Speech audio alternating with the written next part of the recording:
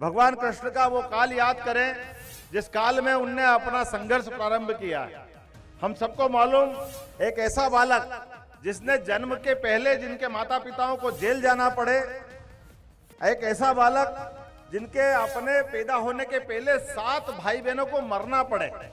अब ये अगर हम यथार्थ की दुनिया में देखें तो कितना कठिन है। किसी के परिवार में इतने दुखों के बाद भगवान का प्रादुर्भाव हुआ है, लेकिन उसके बाद उतने में संकट खत्म नहीं हुआ। जिस बालक को पैदा होते ही यमुना जी की उस भीषण बाढ़ वाली नदी में जाना पड़े, और जो अपने अभी दूध के दांत भी नहीं गिराता है, कभी पूतना आती है, कभी धेनासुर आता है, कभी बकासुर आता है, एक के बाद एक जीवन में जितने संघर्ष भगवान को जन्म काल के बाद में भी आए। हम सबको मालूम है कि किसी भी बड़ा कोई इतिहास पुरुष बनता है, बड़ा परिवर्तन जब आता है तो उतनी कठिनाइयां भी होती, उतनी तकलीफ भी होती। और काल के प्रवाह में अकेले भगवान श्री कृष्ण की कहानी नहीं है, ये कहानी हमारे अपने देश के प्रारंभ से अनादिकाल से है। हमको मालूम है कि जिस बात को लेकर हम यहाँ बैठे हैं, एक से बढ़कर एक वर्तमान के दौर में अगर अपन उदाहरण देखें तो भगवान कृष्ण का जीवन काल देखें तो उनके जीवन काल में युवा का आदर्श उदाहरण 5000 साल पहले भगवान कृष्ण के काल से बढ़कर कोई उदाहरण नहीं है। भगवान श्री राम का उदाहरण 17 लाख साल पहले एक ऐसे बालक जो राज परिवार से अपनी शिक्षा दीक्षा के बाद कोई महाराज दशरथ के बड़े स्नेही थे, लेकिन पास में जंगल में क्या हो रहा है और कष्ट के उस दौर में जो ऋषि मुनियों ने सदैव हमको मार्गदर्शन किया है। और ऋषि मुनियों के जो आश्रम है, वो आश्रम ये शिक्षा दीक्षा के लिए एक तो अपने माँ बाप के गर्भ से हमारा अपना बच्चे का जन्म होता है, लेकिन एक हमारा जन्म होता है हमारे विद्यालय से, हमारे महाविद्यालय विश्वविद्यालय से। और शिक्षा के परिदृश्य में दुनिया भारत की तरफ देखती है। मुझे इस बात की प्रसन्नता है कि इतिहास के या अतीत के उदाहरण केवल 2 पे नहीं है, ऐसे अनेकानेक उदाहरण भरे पड़े हैं। हमारे यहाँ एक से बढ़कर एक वर्तमान के काल की बात करें कि हमारे यहाँ वर्तमान में जो अपना अभी 1857 की बात करते हैं, लेकिन 1857 से भी पहले आपके इस बुंदेलखंड में 15 साल 12 साल पहले बुंदेला विद्रोह के नाम से जिस बात को जाना जाता था, सागर के अंदर मैं धन्य मानता हूं अपने आप को कि ऐसी धरा पे मैं आया हूं जहां पर संघर्ष की शुरुआत हुई। अंग्रेजों से सबसे पहले लड़ने की शुरुआत हुई, लेकिन अंग्रेजों ने हमारी अपनी लगातार शिक्षा नीति के साथ जो छेड़छाड़ की, वो लॉर्ड मैकाले की शिक्षा नीति जो हमारी भाषा छीनती है, जो हमारी संस्कृति छीनती है, हमारे कई सारे जो जिन मानदंडों पे हम सम्मान के साथ देखते थे, वो सब हमसे छीनने का प्रयास किया। मुझे इस बात की प्रसन्नता है, यशस्वी प्रधानमंत्री के लिए जोरदार तालियां बजाएं अपने नरेंद्र मोदी जी के लिए, जिन्होंने लॉर्ड मैकाले की वो कुत्सित षड्यंत्रकारी और तमाम प्रकार के कितनी सारी कमियों वाली जो शिक्षा नीति थी उसको दूर करने का प्रयास किया। और अब जो नई शिक्षा नीति आई है, जिसको लेकर के हमारी अपनी सरकार के यशस्वी मुख्यमंत्री के लिए जोरदार अभिनंदन करें माननीय शिवराज सिंह जी चौहान के लिए, जिन्होंने नई शिक्षा नीति पूरे देश में सबसे पहले लागू करने का प्रयास किया। अब नई शिक्षा नीति के परिदृश्य में हम देखें तो क्या देखेंगे, नई शिक्षा नीति हमको गर्व कराएगी हमारे सारे पवित्र ग्रंथों की तरफ। अब हमारे जो पाठ्यक्रम है, पाठ्यक्रम में हम रामायण, गीता, महाभारत, इनसे हमको परहेज नहीं होगा। हमें गर्व है कि हाँ, हमारे महापुरुष थे, जिसको जो सोचना सोचे। 500 साल पहले का संघर्ष जो अयोध्या के किनारे, सरयू के किनारे हुआ था, उस संघर्ष के बाद अब वर्तमान का जो भारत अंगड़ाई ले रहा है, हमारे अपने मान बिंदुओं पे सम्मान करने का समय आया है। तो हमारे अपनी नई पीढ़ी को पढ़ने के लिए क्या उनका स्थान नहीं देना चाहिए। मुझे इस बात की प्रसन्नता है, यह विद्यालय केवल बेरोजगार खड़े करने का एक केंद्र नहीं होना चाहिए। हम और आपने जो पढ़ाई की थी, उस पढ़ाई में केवल पाठ्यक्रम के पढ़ने के लिए, केवल 33 नंबर से ऊपर नंबर लाने के लिए सिलेबस बनते थे। आज जमाना गया इस बात का। हमारा जो जीवन का सर्वाधिक महत्व का समय जो 25 साल, मेडिकल साइंस भी ये कहता है कि जीवन का सर्वश्रेष्ठ समय अगर किसी विद्यार्थी का या किसी मानव का रहता तो 25 साल के अंदर रहता है। और अभी तक का वो समय कहाँ जाता था, वो केवल जाता था कॉलेज, स्कूल, विश्वविद्यालय, इस उम्मीद में कि हम डिग्री पूरी करेंगे, नौकरी मिलेगी, काम धंधा मिलेगा। लेकिन आंकड़े बताते हैं, अगर हमारे वर्तमान के दौर में देखें कि इस पढ़ाई के बाद केवल 2.2% लोगों को नौकरियां मिली है। तो अर्थात 98% तो वैसे धक्के खा रहे हैं और अपने जीवन का सर्वाधिक महत्व का समय बिगाड़ रहे हैं। लेकिन आज के इस दौर में जब नई शिक्षा नीति लागू होगी, अभी तो केवल कॉलेज में आई है, आने वाले समय में जब स्कूल इस एजुकेशन से लागू होगी तो प्राइमरी के बाद, मिडिल के बाद जिसको वाकई उच्च शिक्षा में आना है केवल उसी को आने का मौका मिलेगा। और उच्च शिक्षा में भी शोधपरक शिक्षा, नए नए रिसर्च करने की ये विश्वविद्यालय केवल परीक्षा का एक केंद्र नहीं बनेंगे, खाली परीक्षा कराना है। ये वास्तव में नई रिसर्च के माध्यम से मानवता को जो धन्य करे, अनेक अनेक उलझनों को जो सुलझा पाए, वो सारे विषयों का समाधान का केंद्र बने। हजारों हजार साल से हमारी यहाँ परंपरा थी।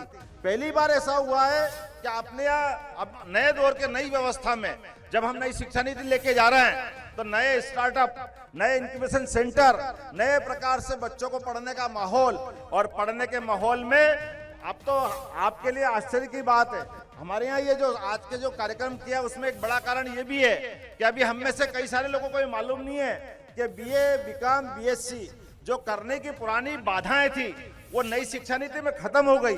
अब साइंस का विद्यार्थी भी चाहे कि वो कॉमर्स का कोई विषय लेके पढ़ना चाहे, उसको पढ़ने का मौका मिलेगा। आर्ट्स का विद्यार्थी चाहे कि मैं साइंस पढ़ना चाहूं, उसको पढ़ने का मौका मिलेगा। इतना ही नहीं, कॉलेज के अंदर दादाजी, पिताजी और बेटा तीनों एडमिशन चाहेगा तो तीनों को एडमिशन देने के लिए हमारा विश्वविद्यालय और महाविद्यालय इसके लिए तत्पर रहेंगे। इतना ही नहीं, आप कॉलेज में आके पढ़ो तो ठीक, आपको लगता है कि आप अपने खेत में काम कर रहे हो, आप सरपंच बन गए अपने क्षेत्र में काम कर रहे हो, आप पार्षद बन गए अपने क्षेत्र में काम कर रहे हो, आप कोई साइकिल रिक्शा चला रहे हो, आप कोई दुकान चला रहे हो, आप कोई सा भी काम करते जाओ, आपको पढ़ाई के अपने इस क्रम को रोकने की जरूरत नहीं है। वो पढ़ाई का क्रम और कॉलेज का पढ़ने वाला क्रम, ये दोनों समान माना जाएगा, इनके क्रेडिट अंक दिए जाएंगे। इस आधार पर हमारे यहाँ अब ज्ञान प्राप्त करने की कोई सीमा नहीं, कोई उम्र नहीं, किसी भी उम्र में। और जैसे बैंक में हम जमा करके आजकल क्रेडिट कार्ड से अपन भारत के किसी कोने में जाकर के अपने पैसे निकाल सकते हैं, उसी प्रकार से अगर आप पढ़ने आ रहे हो और पढ़ते पढ़ते आपको लगता है कि मैं 2 विषय छत्तीसगढ़ से पढ़ना चाहता हूं, तो नई शिक्षा नीति लागू होने पर 2 विषय आप छतरपुर से पढ़ लेंगे, 2 विषय आप छत्तीसगढ़ में भी दे सकेंगे। जो आप अपने रेगुलर कॉलेज में पढ़ेंगे वही आप open university, Indira Gandhi open university Delhi या भोज विश्वविद्यालय या अटल बिहारी वाजपेयी विश्वविद्यालय, इससे भी आप पढ़ सकेंगे। दुनिया में ऐसा कहीं नहीं होता है जो हमारे यहाँ करके खाता। मुझे इस बात की प्रसन्नता है, ऐसे कई सारे विषयों को लेकर के ये नई शिक्षा नीति आपको गुंजाइश देती है। और इसीलिए ये कार्यशाला लगाई जा रही है कि हमारे यहाँ कोई नीति लागू होती है तो केवल कागज पे लागू करने की जरूरत नहीं, इसकी जानकारी नीचे तक आने की जरूरत है। हमको इस बात के लिए, कितना छोटा सा प्रश्न है लेकिन कितना बड़ा प्रश्न है मित्रों, थोड़ा सा अगर अपन उसको राजनीति होते हुए ना समझे तो ज्यादा अच्छा रहेगा। 90 साल का तो सीधा संघर्ष है जो 1857 से लेकर 1947 तक हुआ है। उसके पहले जाओ तो हमको मालूम है पृथ्वीराज सिंह चौहान से लगा करके देश की आजादी तक लगभग 1000 साल का संघर्ष है। हम सब वो पूरे संघर्ष के पाठ्यक्रम को, अगर आप बताइए पाठ्यक्रम बनता है और शहीद भगत सिंह की बलिदानी की कहानी उसमें नहीं है तो क्रांतिकारियों को देश की पीढ़ी नमन कैसे करेगी, उनको कैसे छोड़ सकते हैं। हमारी देश की आजादी में उनका कोई योगदान नहीं। ये क्या तमाशा है। हम मानते कि हमारे वो जो वर्तमान के महापुरुष है उन्होंने भी योगदान दिया, लेकिन इतना निष्ठुर तो मत बनिए जिनने अपने प्राणों की आहुतियां दे दी। जिस भगत सिंह ने जिस बात को, जो जज्बात रखे दुनिया के सामने, कि माँ ने कहा कि बेटा मैं तेरी बारात देखना चाहती हूँ, मैं तुझे घोड़ी पे बैठा देखना चाहती हूँ।